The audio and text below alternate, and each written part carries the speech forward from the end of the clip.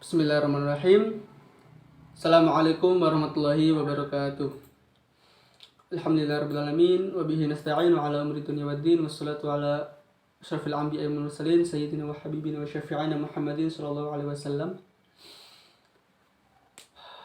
Bismillahirrahmanirrahim. Di sini saya akan menerangkan tentang metode-metode pemahaman hadis untuk memenuhi tugas mata kuliah ulumul hadis.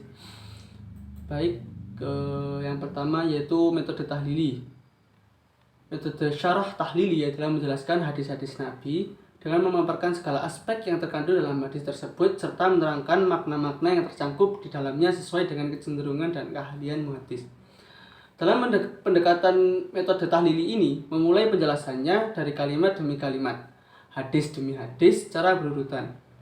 Uraian tersebut menyangkut berbagai aspek yang dikandung hadis seperti kosakata, konotasi kalimatnya, latar belakang turunnya hadis, kaitannya dengan hadis lain, dan pendapat-pendapat yang beredar di sekitar pemahaman hadis tersebut, baik yang berasal dari sahabat, para tabi'in maupun para ulama hadis.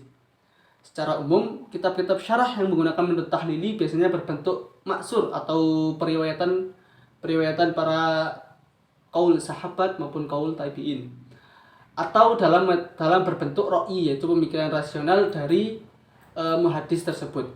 Syarah yang berbentuk maksur ditandai dengan banyaknya dominasi riwayat-riwayat yang datang dari sahabat, tabi'in atau ulama hadis. Sementara syarah yang berbentuk ra'yi banyak didominasi oleh pemikiran rasional muhadisnya. Yang kedua yaitu metode ijmali.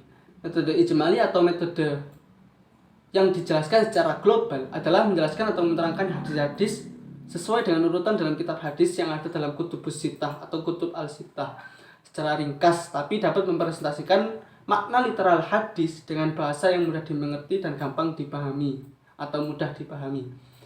Dalam metode pemahaman ijmali langsung melakukan penjelasan hadis dari awal sampai akhir tanpa perbandingan dan penetapan judul. Jadi untuk dalam metode pemahaman ijmali ini seorang muhadis menjelaskan secara global, secara makna umum yang dapat dipahami oleh masyarakat luas. Sehingga metode ijmali ini tidak memperinci seperti metode tahlili. Muhadis yang menggunakan metode ini tidak mengemukakan pendapatnya secara luas, meskipun ada beberapa dari penjelasan hadis ini meluas tetapi tidak serinci dengan metode tahlili.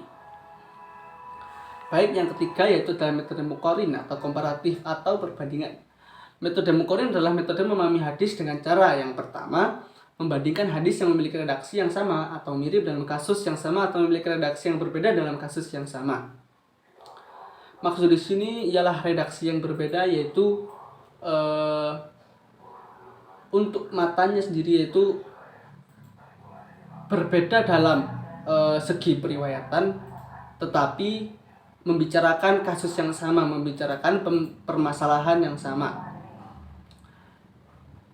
Yang kedua yaitu membandingkan berbagai pendapat ulama syarah dalam syarah hadis. Jadi metode ini dalam memahami hadis tidak hanya membandingkan hadis dengan hadis lain, tetapi juga membandingkan pendapat para ulama dalam mensyarah hadis. Dalam metode pemahaman muqarin lebih menekankan pada membandingkan analisis redaksional atau mabahis lafziyah dan perbandingan periwayat-periwayat. Kandungan makna dari masing-masing hadis yang diperbandingkan membahas perbandingan berbagai hal yang dibicarakan oleh hadis tersebut. Perbandingan pendapat para pensyarah atau muhaddis mencakup ruang lingkup yang sangat luas karena uraiannya membicarakan berbagai aspek, baik menyangkut kandungan atau makna hadis maupun korelasi atau munasabah antara hadis dengan hadis. Ciri utama metode ini adalah perbandingan, yakni membandingkan hams atau qaul sahabi, qaul tabi'in dengan hadis dan pendapat ulama syarah dalam mensyarah hadis. Baik, yang kedua yaitu saya akan mengidentifikasi metodologi hadis dalam kitab Syarah Al-Ma'bud. Saya mengambil contoh dari bab 142 yang berjudul yaitu pakaian yang terkenal ludah. Hadis ke-385 bahwasanya yang berbunyi Hadatsana Musa bin Ismail, hadatsana Hammad, akhbarana Tsabbit Banani an Abi Nadrah qala Bazaq Rasulullah sallallahu alaihi wasallam fi thawbihi wa hakka ba'duhu bi ba'din. Yang artinya Musa bin Ismail menceritakan kepada kami, Hamad menceritakan kepada kami, Sabit al-Bunani mengabarkan kepada kami dari Abu Nadrah.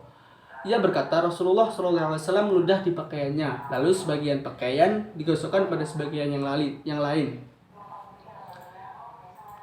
Dalam hadis tersebut, musannif dalam menulis hadis tersebut menggunakan metodologi pemahaman ijmali. Karena dalam hadis tersebut musannif menerangkan makna secara umum dan ringkas mengenai makna yang terkandung dalam hadis tersebut dari awal hingga akhir. Dan musannif tidak mengemukakan pendapatnya secara terperinci dalam hadis tersebut di kitab Aun al-Ma'bud.